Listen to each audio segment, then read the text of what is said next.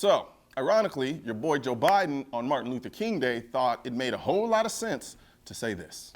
Rev, not sure this is on. Is this on? Hello, hello, hello. Hello, no ho. Okay. Dr. King's life and legacy, in my view, show us the way forward. We just have to look back. We got to be prepared. I'll say what I said then. I'll say it over and over again. I am going to get assault weapons banned. I did it once. I'm going to do it again. There's no social redeeming value. Deer aren't wearing Kevlar vests out there. What the hell you need an assault? No, I'm serious. And ban the number of bullets that go in a magazine. There's no need for any of that. I love my right-wing friends who talk about the tree of liberty is water with the blood of patriots. If you need to work about taking on the federal government, you need some F-15s. You don't need an AR-15. I'm serious. Think about it. Think about the rationale for this. It's about money. Money, money, money.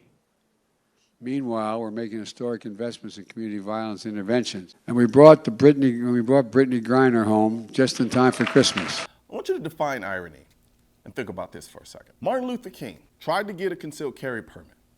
He filed for a concealed carry permit and was denied.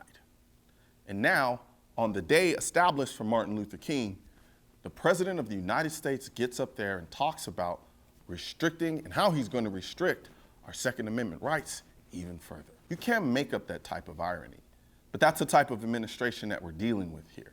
Joe Biden got up there and talked about money, money, money. This is all about money. The reason why we want AR-15s to protect ourselves and to be able to protect ourselves against a tyrannical government. Our president is telling us, no, it's about money. That's it. And what he's trying to imply is that the only reason these gun companies don't want an assault weapon ban is because they want to be able to sell AR-15s.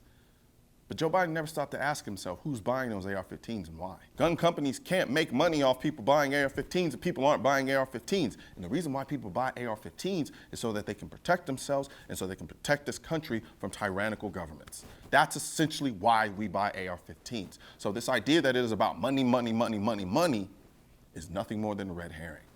But he knows this. And it's also ironic considering what him and his little mess up of a son he has that's been running around doing God knows what, funneling God knows how much money and doing in ways that we're not really going to talk about here, but you get the point. So from that perspective, one of the interesting things that he brought up was this idea that his far right-wing friends have this idea that they're going to take on the government. Fool, that's what the Second Amendment was established for, was to give the people the ability to take on a tyrannical government, whether that government was foreign or domestic, i.e. whether that government came from outside of our country or if it was the very government that is in our country. But he has to make it a partisan issue because he has to sow that divide between the right and the left. Because his audience, when Joe Biden says these things, his audience isn't the extreme right, his audience isn't the extreme left. The extreme left, as far as politicians are concerned, they are anti-gun, they are anti-Second Amendment. And the extreme right, as far as we're concerned, they are pro-gun. But there's a wide swath of people in the middle, the uninformed. That's what this debate is about. People don't understand. The gun debate is about the uninformed. And it's the swaths of people who are in the middle, looking at both sides, trying to figure out where they want to stand on the issue. But he has to create an extreme divide because if the people in the middle realize it in reality, not within politics, not within the politicians, but within the people who are more left-leaning and the people who are more right-leaning, if they realize that both of those people believe in the Second Amendment and what it stands for, they don't stand a chance in gaining the control that they want. That's what this is about. I have friends who are left-leaning, who are more pro-gun than some of my far right-leaning friends. Joe Biden knows this. He knows those people exist, and a lot of them exist. But he has to sow that divide within the country. He has to make the Second Amendment a far right-wing extremist ideology, because that is the only way he's going to get the people in the middle who are trying to figure out where to go on this issue to end up on his side of the debate. That's what this is about. That's why he talks about, oh, you're going to need an F-15 instead of an AR-15 to take on the government, not realizing you're making the very point of the Second Amendment. If you understand that the people would need the most adequate means of armament in order to take on a tyrannical government, then you are essentially saying you understand the purpose of the Second Amendment. The purpose of the Second Amendment was written so that the people had the means to take on potentially a tyrannical government. Our founding fathers had just fought a revolutionary war against the most capable government out there using their own firearms. And after they did it and won, they said, you know what? Because we had to utilize our own guns to fight against this government, we need to enshrine that ability within this Constitution, within this new country that we're establishing.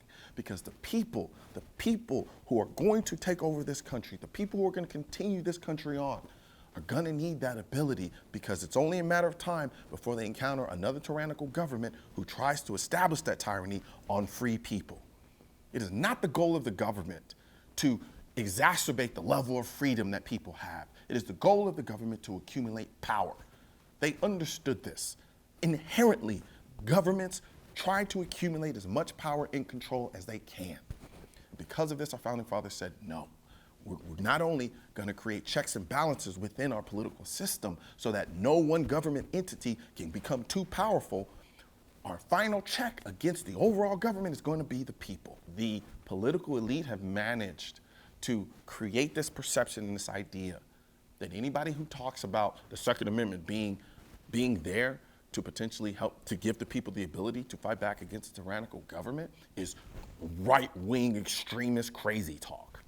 And we've done a really good job of it, and the gun control lobby has done a good job of it too. That's why you have Joe Biden getting up there on Martin Luther King Day talking about how he's going to pass an assault weapons ban. And he can't even define what an assault weapon ban is. He's never even shot one. He doesn't even remember the last time he shot a gun. Yet he's standing up there telling you what you can and you can't have to defend yourself. You don't need an AR-15. The AR-15 is used less times to kill people than people use hands and fists. I want you to think about that for a second. More people die as a result of getting beat to death in this country than they do being killed by an AR-15. So ask yourself, why is our president so adamant about banning them? Because they are a threat to his control. They are a threat to the control of his administration. You cannot completely control a population of people who are all armed. You can't do it, especially if they are armed with the most adequate means of armament that we have at our disposal, which right now is the AR-15. We were not allowed to own machine guns, and he's just now told you you're gonna need an F-15 to go up against the government, literally admitting what the Second Amendment is for. But you don't need an F-15 to fight against a tyrannical government. You don't. If you did, the Vietnam War would have went a little different, but it didn't. Those examples establish what a group of people who are armed are capable of doing. That's why when you look across the globe and you look at all these other countries that don't have 2A rights, when their governments decide to become tyrannical, what can they do to fight back? At best, they can go out and protest and march and scream and throw tantrums. That's it. So I want you to think about that for a second. Why doesn't that happen here? Because our government can only go so far. They know what we have at our disposal. They know that our Second Amendment rights gives us the ability to fight back if they go too far. So they don't even take it there because they know what could happen. It is a preventative measure, and it works, and he knows it works, which is why he's trying to get as many of them out of your hands as possible, because he knows he cannot establish absolute control unless you give up your rights. And yes, AR-15s are protected by the Second Amendment. A well-regulated militia being necessary to the security of a free state. The right of the people to keep and bear arms shall not be infringed. It didn't say only handguns, it said arms. You know, we talk a lot about empowerment in this country, except for when it comes to the Second Amendment. However, I can't think of anything more empowering than having the most effective tool to protect you and your family. So help me spread this message by liking and sharing this video with everyone you know. And don't forget to subscribe and leave a comment, because the Second Amendment, when it said militia, it wasn't talking about the government. It was talking about you. Also, if you want to know where to find the I'm the Militia shirt and merchandise, click the I'm the Militia link in the description section of this video. And don't forget to subscribe to the channel. And most importantly, make sure you hit that bell symbol.